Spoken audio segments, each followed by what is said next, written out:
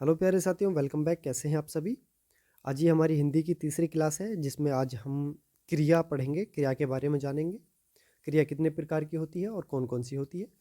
इससे पहले दो क्लासेस हमारी हो चुकी हैं जिसमें मैंने बहुत कुछ आप लोगों को बताया।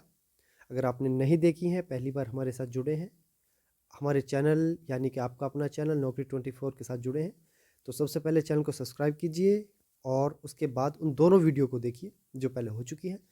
ये हम हिंदी यूपी पुलिस कांस्टेबल या फिर एसएससी या इसके अलावा कोई भी ऐसा एग्ज़ाम जिसमें हिंदी आती होगी सभी के लिए इम्पोर्टेंट है, ठीक है। और सभी में ये काम करेगी हिंदी। और जो हम हिंदी पढ़ रहे हैं वो इस तरह से पढ़ रहे हैं कि कुछ भी हम नहीं छोड़ रहे, ठीक है। और अगर आपको यकीन नहीं आता तो एक वीडियो देख लीजिए, बिल्कुल ही स्किप ना करें, अच्छे से समझने की कोशिश करें, ठीक है। तो चलिए देखिए, आज का जो हमारा वीडियो है, जो आज हम क्रिया के बारे में जानेंगे, है ना। क्रिया, देखिए सबसे पहले परिभाषा जान लेते हैं हम क्रिया की, कि क्रिया की परिभाषा क्या होती है। जिन शब्द या समूह से जिन शब्द या समूह से क्रिया के होने या न होने का बोध हो, वो क्या कहलाती है, वो क्रिया कहलाती है। जिस भी शब्द या समूह से क्रिया के होने या न होने का बोध हो, वो क्रिया कहलाती है। अब देखिए, क्रिया जो होती है वो 2 प्रकार की, 8 प्रकार की और 10 प्रकार की होती है। यानी कि 2, 8, 10 प्रकार की होती है। तो 2 प्रकार की कब होती है, जब रचना व क्रम के आधार पर पूछे तो 2 प्रकार की, या फिर जब अर्थ के आधार पर पूछे तो 8 प्रकार की, और अगर प्रयोग के आधार पर पूछता है सवाल में तो क्रिया 10 प्रकार की होती है। यानी कि रचना विक्रम के आधार पर क्रिया 2 प्रकार की होती है, अर्थ के आधार पर 8 प्रकार की होती है और प्रयोग के आधार पर क्रिया 10 प्रकार की होती है, ठीक है ना। देखिए, क्रिया विकारी शब्दों के अंतर्गत आते हैं। जो क्रिया होती है हमारी, ये विकारी शब्दों के अंतर्गत आती है ना।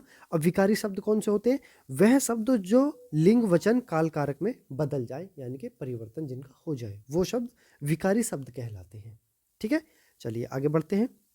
देखिए, सबसे पहले अब जानते हैं हम रचना क्रम के आधार पर जो हमारे 2 प्रकार की जो क्रिया होती है उसके बारे में जान लेते हैं। तो वो कौन सी है, पहली है अकर्मक क्रिया और दूसरी है सकर्मक क्रिया। अकर्मक मतलब जिसमें कर्म ना हो, और सकर्मक मतलब जिसमें कर्म हो, है ना। लेकिन अब इसके बारे में बहुत सारे पॉइंट्स हैं, उन पॉइंट्स को पढ़ेंगे और अच्छे से जानेंगे, ठीक है। देखिए, पहला पॉइंट अकर्मक क्रिया की जान लेते हैं। जहां कर्म अनुपस्थित हो, जहां क्या अनुपस्थित हो, कर्म अनुपस्थित हो, यानी कि जो आप काम कर रहे हो वो काम ना हो, इसमें कर्म ही अनुपस्थित हो, ठीक है। और सकर्मक की बात करें तो जहां कर्म उपस्थित हो, यानी कि अकर्मक क्रिया में कर्म अनुपस्थित रहेगा और सकर्मक क्रिया में कर्म उपस्थित रहेगा, ठीक है। इसके अलावा दूसरा पॉइंट है, अकर्मक क्रिया में कर्ता की प्रधानता होती है। अकर्मक क्रिया में किसकी प्रधानता होती है, कर्ता की प्रधानता होती है अकर्मक क्रिया में। लेकिन यहां पर वाक्य में कर्ता के होते हुए भी कर्म की प्रधानता होती है। सकर्मक क्रिया में कर्ता है लेकिन इसके होने के बावजूद भी कर्म की प्रधानता होगी इसमें, ठीक है, कर्म की प्रधानता। लेकिन यह कर्ता की प्रधानता होती है अकर्मक क्रिया में, है ना, ठीक है। समझने की कोशिश करना। और अगला पॉइंट है, क्रिया के फल का सीधा प्रभाव किस पे पड़ता है, कर्ता पर पड़ता है। लेकिन इसमें क्रिया के फल का सीधा प्रभाव कर्म पर पड़ता है। अकर्मक क्रिया में क्रिया के फल का जो प्रभाव पड़ेगा वो डायरेक्ट कर्ता पर पड़ेगा, और सकर्मक क्रिया में क्रिया के फल का जो भी प्रभाव पड़ेगा वो डायरेक्टली किस पे पड़ेगा, कर्म पर पड़ेगा, ठीक है। चलिए आगे बढ़िए। देखिए, जहां कार्य संपन्न होता है उसे आधार कहते हैं। जहां कार्य क्या होता है, संपन्न होता है, उसे क्या बोलते हैं, उसको आधार बोलते हैं, ठीक है। और कर्ता अर्थात संज्ञा, कर्ता यानी कि संज्ञा सर्वनाम शब्दों के साथ कारक चिन्ह परसर का प्रयोग नहीं होता, दिखाई देता है। यानी कि जो अकर्मक क्रिया के उदाहरण होंगे उसमें कारक चिन्ह यानी कि परसर का प्रयोग नहीं होगा। किसके साथ में, कर्ता के साथ में, यानी कि संज्ञा और सर्वनाम के साथ में, है ना। और अगला पॉइंट है, वाक्य में क्या लगाने पर उत्तर नहीं मिलेगा। अब कैसे मैं आपको बताऊंगा। देखिए, ये बहुत इंपॉर्टेंट पॉइंट है, क्या या किसको, है ना। ये बहुत इंपॉर्टेंट पॉइंट है। आगे चलते हैं।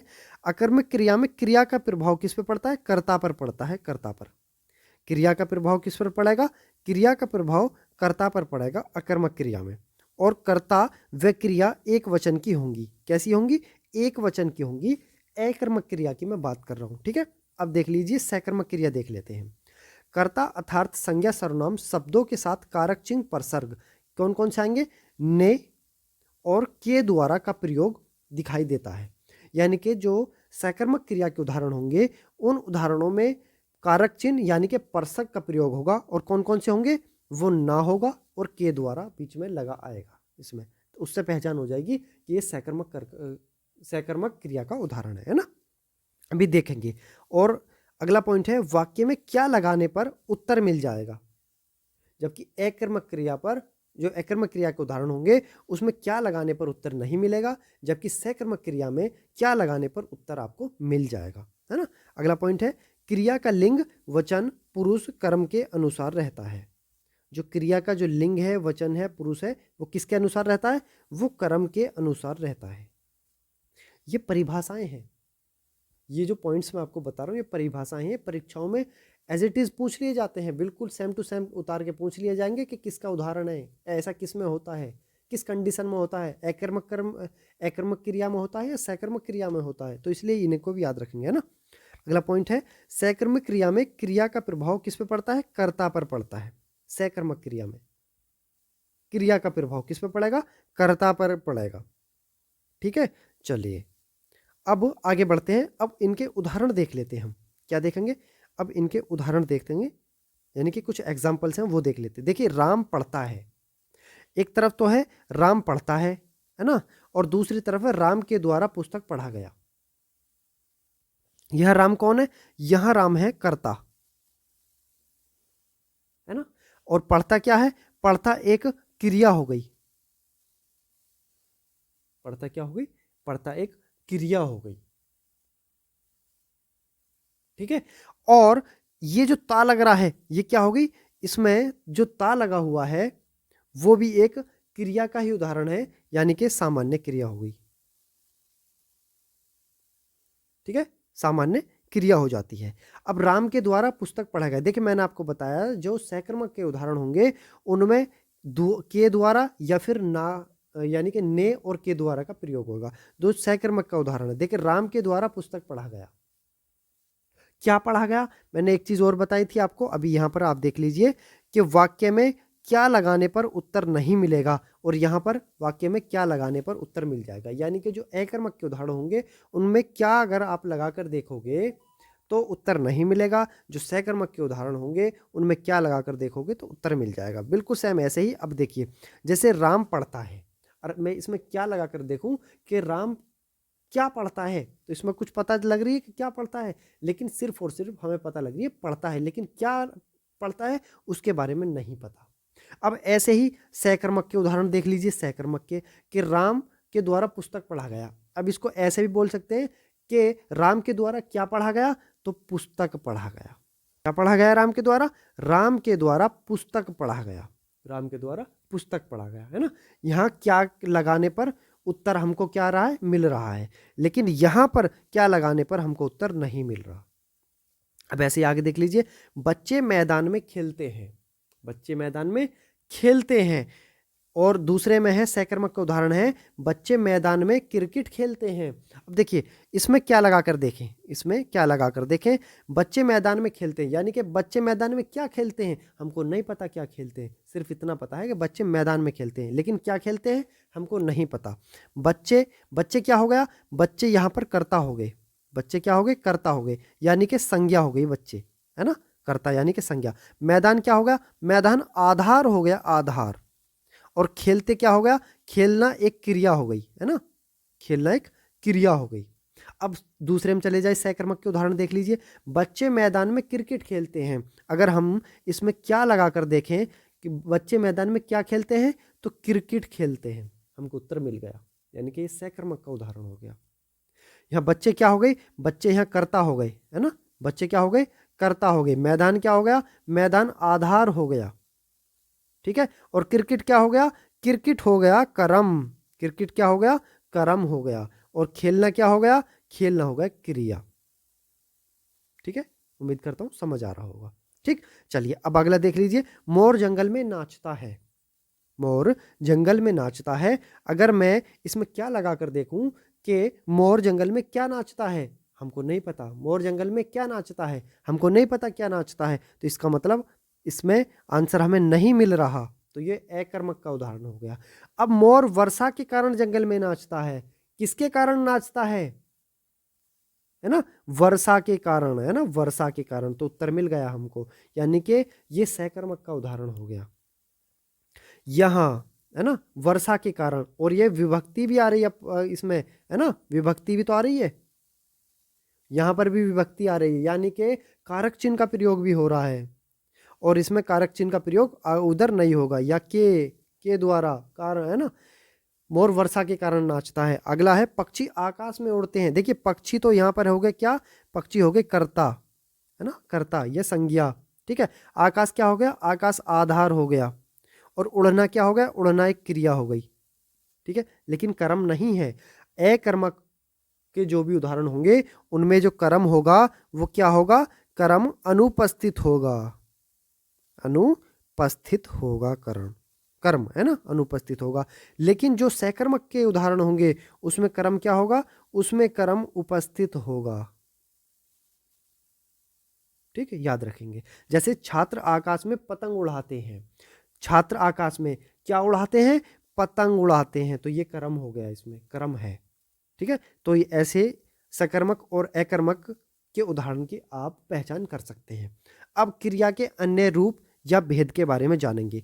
क्रिया के अन्य रूप या भेद, देखिए 10 प्रकार की क्रिया होती है, 8 प्रकार की कब होती है, 8 प्रकार की होती है अर्थ के आधार पर, और 10 प्रकार की होती है प्रयोग के आधार पर। अब 8 और 10 इसी में ही, देखिए पहली होगी मूल क्रिया, यानी कि धातु, मूल क्रिया को हम धातु भी कहते हैं, है ना, याद रखेंगे। दूसरी सामान्य क्रिया, देखिए पहली कौन सी हो गई, मूल क्रिया, दूसरी सामान्य क्रिया, तीसरी साधारण क्रिया, चौथी सहायक क्रिया, पांचवी हो जाती है संयुक्त क्रिया, छठी पूर्वकालिक या फिर तात्कालिक भी बोलते हैं इसको, पूर्वकालिक को तात्कालिक भी बोलते हैं, सातवीं हो जाती है प्रेरणार्थक क्रिया, आठवीं द्विकर्मक क्रिया, 9 नंबर पे है नाम धातु क्रिया, और 10वीं हो जाती है क्रियार्थक क्रिया, ठीक है।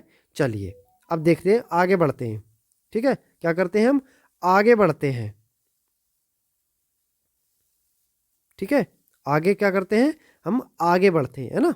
चलिए देखिए मूल क्रिया के बारे में जान लेते हैं। सबसे पहली क्रिया कौन सी है, मूल क्रिया। तो मूल क्रिया के बारे में क्या करेंगे, मूल क्रिया के बारे में जानेंगे। देखिए क्रिया का वह सबसे छोटा रूप, क्रिया का वह सबसे छोटा रूप क्या कहलाता है, मूल क्रिया कहलाता है। जैसे जा, है ना, देखिए जा, पढ़, खा, पी, हंस, रो, सो, ले, बोल, खेल आदि, यानी कि जो भी क्रिया का जो सबसे छोटा रूप है, यानी कि यही धातु कहलाती है जा।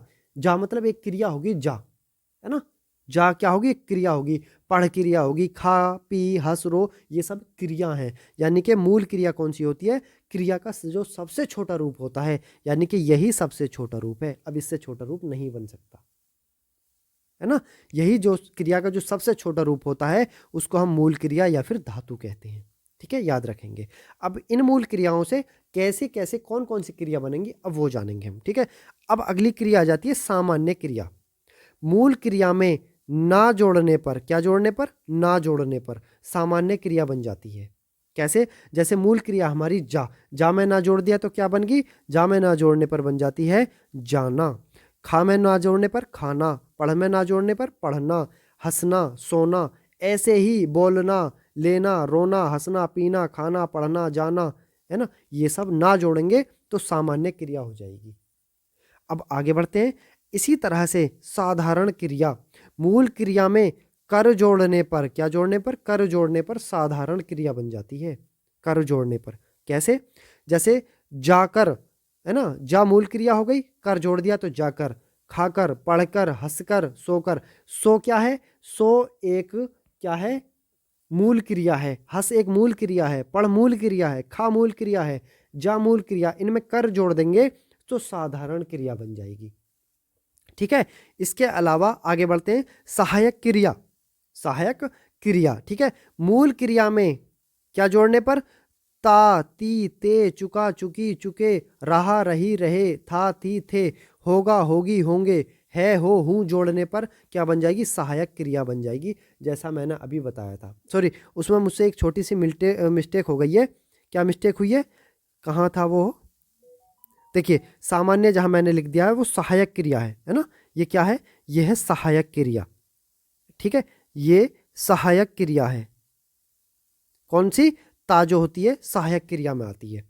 क्रिया प्लस सहायक मिलकर क्या बनता, पढ़ता। पढ़े एक मूल क्रिया हो गई और ता सहायक क्रिया हो जाती है ना। चलिए आगे देखते हैं।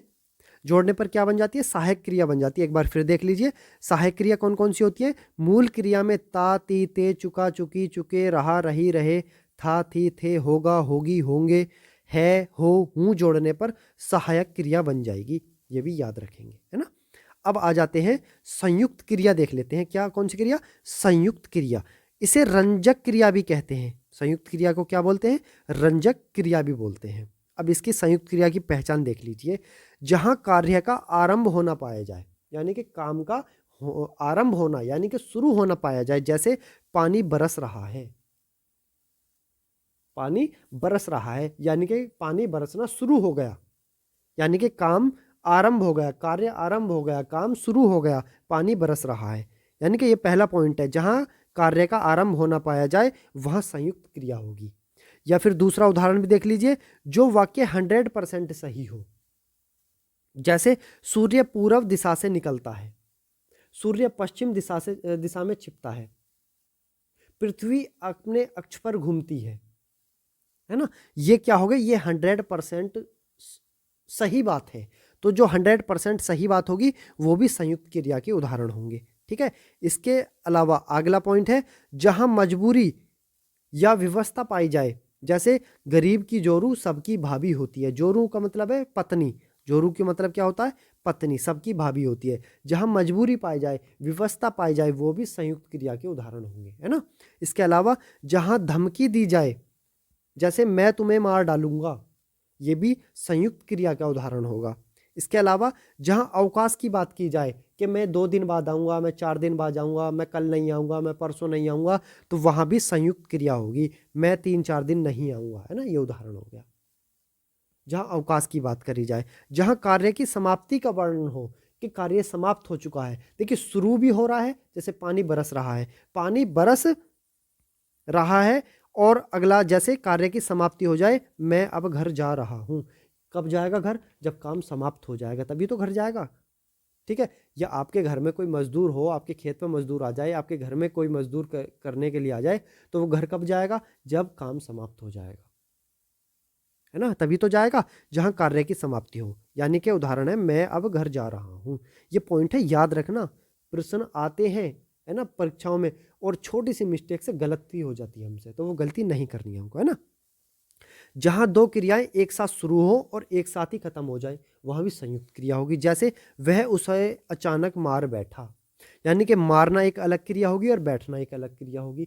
यानी कि एक क्रिया क्या हो रही, एक क्रिया शुरू हो रही है और एक दूसरी भी क्रिया शुरू हो रही है और उसी के साथ खत्म हो जाती है। यानी कि 2 क्रिया हैं, दोनों एक साथ शुरू हुई और एक साथ ही खत्म होगी। यानी कि मार बैठा, वह उसे अचानक मार बैठा, यानी कि मारा और मार के से फौरन बैठ गया। ठीक, ये इसके उदाहरण हुए। चलिए, है ना, उम्मीद करता हूं अच्छे से समझ आया होगा। चलिए अब अगला देख लीजिए। अगला है पूर्वकालिक या फिर तात्कालिक क्रिया। पूर्वकालिक या फिर तात्कालिक क्रिया, जहां 2 क्रियाएं एक वाक्य में आए और एक क्रिया पहले समाप्त हो जाए और दूसरी क्रिया बाद में समाप्त हो, तो वो क्या कहलाती है, पूर्वकालिक या तात्कालिक क्रिया कहलाती है। पहले समाप्त होने वाली क्रिया पूर्वकालिक क्रिया कहलाती है। जो क्रिया अभी जारी है वह सामयिक क्रिया कहलाती है। क्या कहलाती है, सामयिक क्रिया कहलाती है। वो क्रिया जो जारी है, जो खत्म हो गई है, वो पूर्वकालिक क्रिया, और जो अभी जारी है वो सामयिक क्रिया कहलाती है। इसका उदाहरण देख लो। चलो उदाहरण क्या देखोगे, मैं रात में दूध पीकर सोता हूं। मैं रात में दूध पीकर सोता हूं। देखिए पहली क्रिया क्या है, दूध पीना, ये पहली क्रिया होगी, और दूसरी होगी सोना। यानी कि पहले हमने क्या करा, दूध पिया, और दूध पीकर क्या करा, दूध पीकर हम सो गए। यानी कि पहले, सबसे पहले एक क्रिया समाप्त हो गई, यानी कि दूध पी लिया। फिर दूसरी क्रिया अभी जारी है, दूध पीने के बाद सोऊंगा, यानी कि दूसरी क्रिया भी जारी है, दूसरी क्रिया बाद में समाप्त होगी। जो क्रिया जारी है जो बाद में समाप्त होगी, उस क्रिया को क्या बोलते हैं, उस क्रिया को सामयिक क्रिया कहते हैं। दूसरा उदाहरण देख लीजिए, अखबार पढ़कर पार्क में टहलने जाता हूं। अखबार पढ़कर, पहले हमने अखबार पढ़ा, उसके बाद कहां गए, उसके बाद हम टहलने गए। एक क्रिया हमने समाप्त कर दी, पढ़कर, पढ़ना, है ना। साधारण क्रिया, इसमें साधारण क्रिया कर का प्रयोग हो रहा। एक मूल क्रिया में साधारण क्रिया यानी कि कर लग रहा है। तो ये एक तो हमने पहले अखबार पढ़ लिया और अखबार पढ़ने के बाद हम पार्क में टहलने चले गए, एक क्रिया समाप्त कर ली और दूसरी क्रिया भी जारी है, टहलने के लिए जा रहे, है ना। तो ये इसके उदाहरण थे, किसके, पूर्वकालिक या तात्कालिक क्रिया के। अब इसके अलावा अगला आ जाइए, अगला है प्रेरणार्थक क्रिया। प्रेरणार्थक क्रिया, इसमें एक प्रेरक होगा जो कर्ता कहलाएगा और एक प्रेरित होगा वो भी कर्ता कहलाएगा, यानी कि दो होंगे, एक करने वाला होगा और एक कराने वाला होगा, एक मालिक होगा एक नौकर होगा, ऐसे समझ सकते हैं, है ना। देखिए, जहां प्रेरक कर्ता कार्य को स्वयं न करके दूसरे कर्ता प्रेरित को प्रेरणा देकर कार्य को करवाता हो, ठीक है, वह वो क्या कहलाता है, वो प्रेरणार्थक क्रिया कहलाती है। कर्ता के साथ ने और से शब्द आते हैं, ने और से शब्द आते हैं, जैसे राम ने मोहन से कोई भी काम करवाया, राम ने मोहन से, माताजी ने पुत्र से, पिताजी ने पुत्र से, पुत्री से। अब ऐसे ही देखिए, प्रेरित कर्ता द्वारा की गई क्रिया, ये भी इसकी परिभाषा है प्रेरणार्थक क्रिया की, याद रखेंगे, प्रेरित कर्ता द्वारा की गई क्रिया, है ना। अब उदाहरण देख लो चलो इसके। मालिक ने किसान से हल जुतवाया, मालिक ने किसान से क्या जुतवाया, हल जुतवाया, मालिक ने जुतवाया, देखिए ने भी आ गया और से भी आ गया, तो ये प्रेरणार्थक होगी, यानी कि मेरा काम मैं किसी दूसरे से करा रहा हूं, आपका काम आप किसी दूसरे से करा रहे हो, तो प्रेरणार्थक क्रिया हो गई। कौन सी होगी, प्रेरणार्थक क्रिया हो गई। शीला ने मोची से जूते सिलवाए, शीला ने किसने, शीला ने किससे, मोची से जूते सिलवाए, यानी कि ने और से का हर एक वाक्य में ने और से जरूर आएगा, इससे पहचान कर लेंगे कि ये प्रेरणार्थक क्रिया का उदाहरण है, ठीक है। एक कराने वाला होगा और एक करने वाला होगा, यानी कि मालिक और नौकर का इसमें मिलेगा, या माँ बाप का भी मिल सकता है ना, पिता पुत्र का भी मिल सकता है, माता पुत्र का भी मिल सकता है, नौकर मालिक का भी मिल सकता है, यानी कि एक करा रहा होगा और दूसरा उसमें काम को कर रहा होगा, ठीक है। ये इसके ये उदाहरण होंगे। अब अगला देख लीजिए, द्विकर्मक क्रिया के बारे में जान लेते हैं। कौन सी क्रिया है, द्विकर्मक क्रिया के बारे में जान लेते हैं, ठीक है। अब इसमें है जहां वाक्य में कोई क्रिया दो कर्ताओं पर निर्भर हो, जहां वाक्य में कोई क्रिया दो क्रियाओं पर निर्भर हो, वो द्विकर्मक क्रिया के उदाहरण होंगे। और अगला पॉइंट है, जहां दो कर्ताओं के बीच कार्य संपन्न हो, जहां दो कर्ताओं के बीच कार्य संपन्न हो। या अगला पॉइंट है, जब क्रिया दो कर्ताओं के बीच अर्थात उपस्थित रहने पर संपन्न हो,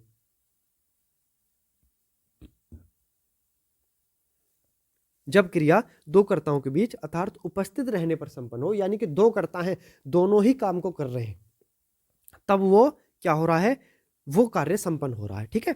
अगला है, कर्ता के साथ ने और को शब्द आएंगे, ने और सो। हमने जो प्रेरणार्थक क्रिया देखी थी उसमें ने और से का प्रयोग हो रहा था, लेकिन यहां ने और को का प्रयोग होगा। जैसे उदाहरण देख लेते हैं, चलिए।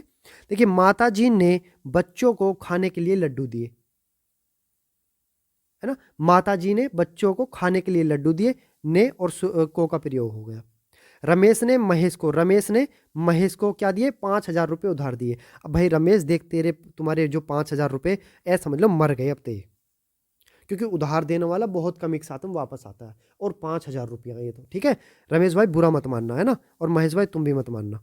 देखिए, रमेश ने महेश को क्या दिए, 5,000 रुपये उधार दिए, यानी कि अब महेश भाई तो फुर हो गए, लेके भग गए, और लेके भग गए 5,000 का फुल मौज मस्ती होंगी, अब पार्टी बनेंगी, पार्टी होटलों में जाके 5,000 रुपया में, है ना। रमेश ने महेश को 5,000 रुपये उधार दिए, रमेश ने दिए, किसको दिए, महेश को दिए, ने और के का प्रयोग हो जाए यहाँ पर, ठीक है। तो ये किसके उदाहरण हो गए, ये द्विकर्मिक क्रिया के उदाहरण हो गए, द्विकर्मक क्रिया के उदाहरण हो गए, ठीक है। अब इसके अलावा आ जाते हैं नाम धातु क्रिया। कौन सी क्रिया है, नाम धातु क्रिया। देखिए, नाम धातु क्रिया के बारे में जान लेते हैं। संज्ञा सर्वनाम विशेषण शब्दों में प्रत्यय लगाकर, क्या लगाकर, प्रत्यय लगाकर नाम धातु क्रिया बनाई जाती है। कैसे बनाई जाती है वो भी अभी मैं बताऊंगा। संज्ञा सर्वनाम विशेषण शब्दों में आना और अवाना प्रत्यय लगाकर नाम धातु क्रियाएं बनाई जाती हैं। क्या लगाकर बनाई जाती हैं, आना और अवाना प्रत्यय लगाकर, ठीक है। जैसे मेंढक कुएं में टर्रा या फिर टर्राना रहे हैं, मेंढक कुएं में टर्रा रहे हैं। पुलिस चोर को लतियाते हुए थाने ले आई। इस नाम धातु क्रिया में जितने भी उदाहरण होंगे, जैसे लज्जाना, शर्माना, टर्राना, भिनभिनाना, बतियाना, गलियाना, यानी कि आना और अवाना प्रत्यय लगा होगा सब में। जैसे टर्राना में टर्रा तो होगा, क्या होगी, टर्रा तो एक क्रिया हो गई, और इसमें आना प्रत्यय लग गया तो क्या हो गई, टर्राना हो गई। ठीक है, जैसे लज्जाना, लज्जा एक क्रिया हो गई और आना क्या हो गई, एक प्रत्यय हो गई। शर्माना, टर्राना, भिन भिनाना, है ना, गलियाना, बतियाना, कुछ भी ऐसे उदाहरण जिसमें इस तरह के शब्द आ जाएं वो किस में चले जाएंगे, वो सीधे के सीधे नाम धातु क्रिया में चले जाएंगे। ये सीधी सीधी पहचान है इसकी। ठीक है, चलिए अब आगे बढ़ते हैं और अब हम देखेंगे आगे बढ़कर सबसे अंतिम यानी कि 10वीं क्रिया, ठीक है, जिसको कहते हैं हम क्रियार्थक संज्ञा के नाम से जानते हैं, क्रियार्थक संज्ञा। ठीक है, अब तक आप ये कहोगे कि भैया अब तक तो आप क्रिया पढ़ा रहे थे लेकिन संज्ञा कहाँ से आ गई, तो इसका नाम ही क्रियार्थक संज्ञा। जैसे जब कोई शब्द संज्ञा व क्रिया दोनों के लिए प्रयुक्त हो, कोई बहुत सारे ऐसे शब्द हैं जो संज्ञा में भी प्रयोग हो रहे हैं और क्रिया में भी प्रयोग हो रहे हैं, तो वो क्या कहलाएंगे, वो कहलाएंगे क्रियार्थक संज्ञा कहलाएंगे वो। जैसे सोना बहुत महंगा है, सोना बहुत महंगा है, यहाँ जो सोने का जो प्रयोग हुआ है, यहाँ सोने का प्रयोग धातु के रूप में हुआ है, यानी कि संज्ञा के रूप में हुआ है। धातु मतलब संज्ञा, धातु क्रिया वाली नहीं, संज्ञा वाली धातु, है ना। यहाँ सोना मना है, यहाँ सोना मना है, तो यहाँ जो सोने का प्रयोग हुआ है, यहाँ सोने का प्रयोग क्रिया के रूप में हुआ है, क्रिया के रूप में हुआ है। यानी कि एक सोना जो होता है वो संज्ञा के रूप में प्रयोग होता है और दूसरा ही सोना शब्द किसमें, क्रिया के रूप में होता है। तो ऐसे शब्द किसमें, क्रियार्थक संज्ञा में चले जाएंगे। तो ये आपकी क्रिया समाप्त हो चुकी है। हमने क्रिया जानी दो प्रकार की, कौन सी, एकर्मक क्रिया और सकर्मक क्रिया, यानी कि रचना और क्रम के आधार पर। फिर हमने 8 प्रकार की अर्थ के आधार पर जानी और 10 प्रकार की हमने किसके आधार पर जानी, प्रयोग के आधार पर जानी। और क्रिया के बारे में बहुत अच्छे से जानी, परिभाषा जानी और एक एक जितनी भी हमारी क्रिया बनी उन सभी के बारे में हमने बारीकी से पॉइंट जाने। यानी कि अगर अब आपका क्रिया का कोई भी सवाल आपकी परीक्षा में आता है या प्रैक्टिस सेट में आता है या प्रीवियस ईयर का कोई भी किसी भी डिपार्टमेंट का हिंदी में अगर कोई भी क्रिया का सवाल आएगा, मैं उम्मीद करता हूं कि अब कोई भी गलती करने की बिल्कुल भी गुंजाइश नहीं है ना। अच्छे से तैयारी करें, जो ये मैंने बताया है इसको 2-4 बार और रिवीजन करें और अच्छे से समझने की कोशिश करें। यकीन रखें जिंदगी में भी आप हिंदी भूल जाओगे लेकिन क्रिया नहीं भूलोगे, इस हिसाब से मैंने आपको बता दिया। ठीक है, इसके अलावा नौकरी 24 आपका चैनल है, सब्सक्राइब नहीं किया है तो चैनल को सब्सक्राइब कर ले अभी और इसी वक्त। ठीक है, और वीडियो को लाइक, शेयर और सब्सक्राइब चैनल को करना तो बिल्कुल भी ना भूलें। ठीक है, वीडियो को लाइक करें, शेयर करें, अपने दोस्तों के पास शेयर करें, इसको अपने भाई बहन मिलने वालों के पास जो कंपटीशन की तैयारी करते हैं उनके पास शेयर करें। ठीक है, और इसके अलावा अगर आपका कोई भी डाउट है, क्वेरी है, तो आप इस व्हाट्सएप नंबर पे मुझे, ठीक है, मैसेज कर सकते हैं। और हमारा एक व्हाट्सएप ग्रुप है जिसकी लिंक मैं इस वीडियो के डिस्क्रिप्शन में दूंगा, वहाँ से आप इसमें ऐड हो जाइए हमारे व्हाट्सएप ग्रुप में। तो जो भी कुछ PDFs हैं, कुछ नोट्स हैं या कोई जानकारी है वो सब मैं वहाँ पर डालता रहता हूँ, तो वहाँ पर भी आप कोई भी सवाल अपना पूछ सकते हैं और वहाँ पर आपके जो सवाल होंगे उसका जवाब मैं दूं या फिर और बहुत सारे जो हमारे परिवार के यानी कि नौकरी 24 चैनल के जो सदस्य हैं, जो परिवार के जो सदस्य हैं, वो भी आपके कोई भी क्वेरी है तो उसका भी वहाँ पर जवाब मिल जाएगा। ठीक है, तो चलिए मिलते हैं अगली वीडियो में। अच्छे से तैयारी करें, बहुत अच्छे से पढ़ें। अगली वीडियो में अब हम क्या लेकर आएंगे, अब हम विशेषण के बारे में जानेंगे। किसके बारे में, विशेषण के बारे में जानेंगे। ठीक है, तो चलिए धन्यवाद।